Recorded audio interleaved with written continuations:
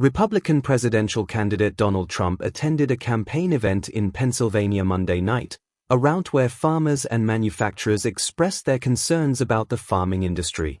It was here that Trump says farming company John Deere will have to pay strict tariffs if he was re-elected.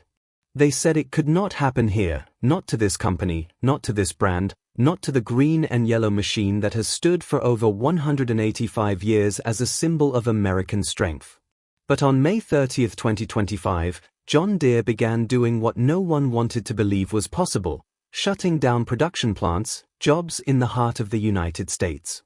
The same company that helped build the American frontier, the same company that helped feed the world, the same company that weathered every storm, recessions, wars, droughts, now pulling back from the country it helped define.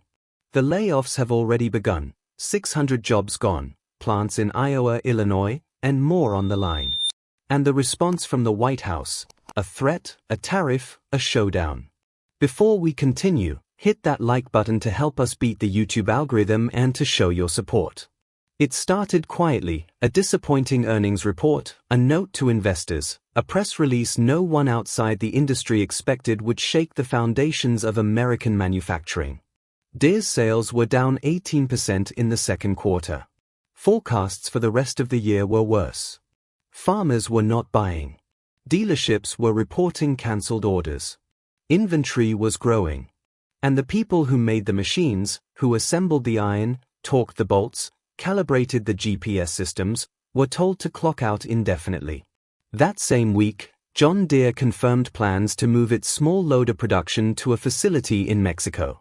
The news landed like a hammer, and within 24 hours, President Donald Trump delivered the reply: any John Deere equipment manufactured in Mexico and shipped back to the United States would be hit with a 200% import tariff. First at 11, Deere & Company is responding to former President Donald Trump's threat to put a 200% tariff on products the company tries to sell into the U.S. No negotiation. No appeal. Just a line drawn in red ink. But behind the political theater is a deeper, more dangerous truth, because this is not just about one machine line. This is about an economy on the edge, a farm belt under siege, and a global supply chain breaking under pressure. Before we continue, hit that subscribe button to show your support to the channel.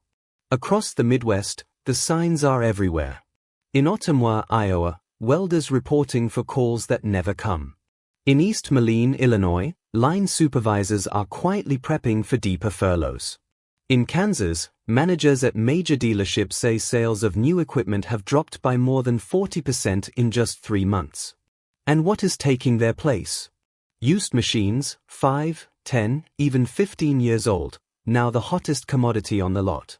Farmers are choosing them over brand new tractors not because they want to, but because they have no choice. Interest rates are high. Crop prices are low. Tariffs have made new machines more expensive than ever. And the trade war, it is closing markets, raising costs, and killing confidence. This is not just an economic storm, it is a psychological one. In town after town, people are talking about it in hushed tones, around diner tables, in church basements, in union halls. They are wondering, if John Deere is pulling back, what does that mean for the rest of us? They are remembering 2008, 2020, and for some, they are remembering 2018, the last time Trump's trade war cost American farmers over $27 billion in lost exports. Back then it was China. Now it is everyone: Mexico, Canada, Brazil, India. Tariffs are flying in every direction. And for the farmers trying to survive, the future is not just uncertain, it is shrinking. Crop prices have flattened. Fuel and fertilizer are more expensive. Equipment costs are surging. And for the first time in years, even repair parts are backlogged. Some farmers say they are waiting 5 to 6 weeks for replacement hydraulic hoses, a delay that, during planting season, is devastating. And John Deere knows it. The company has not abandoned the United States.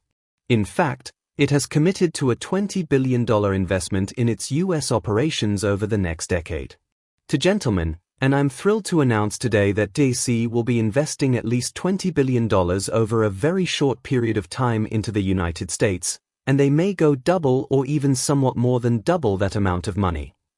New training centers, upgraded factories, smart technology. But even with that, they cannot escape the short-term math. They estimate that tariffs alone will add over $500 million in extra costs this year, and that is before inflation, before labor adjustments, before supply chain rerouting. So they are doing what many manufacturers are quietly doing now, cutting where demand is softest, moving where margins are thinnest, retooling where they can.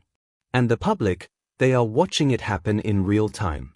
In Wisconsin, Case IH laid off 200 workers earlier this month. CNH has paused tractor shipments entirely. Dealers across the country are reporting historic hesitation. Farmers who once traded in machines every 4 years are now holding on for 7, even 10. And in Iowa, Illinois, and Missouri, part shortages are causing delays that never used to happen. One farmer near Des Moines said, "I have a 35-year-old machine still running better than some of the new ones. I am not trading it in because I cannot risk waiting for parts." And the politics of it, they are explosive. Donald Trump is not backing down. At a campaign stop in Ohio, he was asked directly whether his tariffs were hurting American manufacturers. His answer: if companies are moving jobs to Mexico, they deserve to be taxed into oblivion. We are building America back, and we are not going to let anyone, not even Deere, outsource on our watch. The crowd erupted. But inside the factories, the applause is quieter, because the workers know what it really means. It means parts held up at the border. It means longer shifts for fewer machines.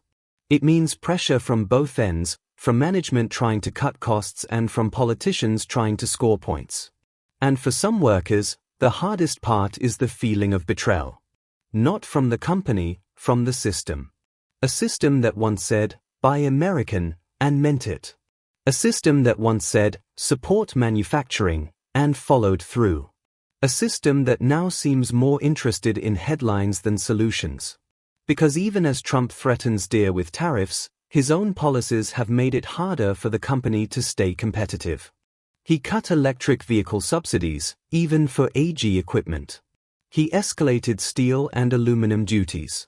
He sparked retaliatory measures from countries that used to buy US grain, countries that are now buying from Brazil, Australia, and Canada. And all of that pressure, it comes right back to companies like Deere, and to the people who build the machines, and to the people who use them. Because this is a chain: farmers, dealers, manufacturers, suppliers, freight companies, towns. And when one link snaps, the whole thing trembles. Already, there are signs that the situation is accelerating. In Minnesota, 3 dealers canceled their summer demo days, usually the biggest sales events of the year. In Nebraska, a co-op announced it would no longer offer equipment financing. In Indiana, a local bank said farm credit defaults are rising. And in Illinois, 200 workers at the Harvester Works plant got their layoff notices yesterday.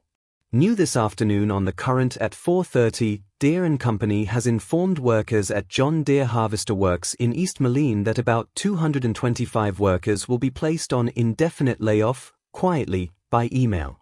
And still, the message from Washington is simple.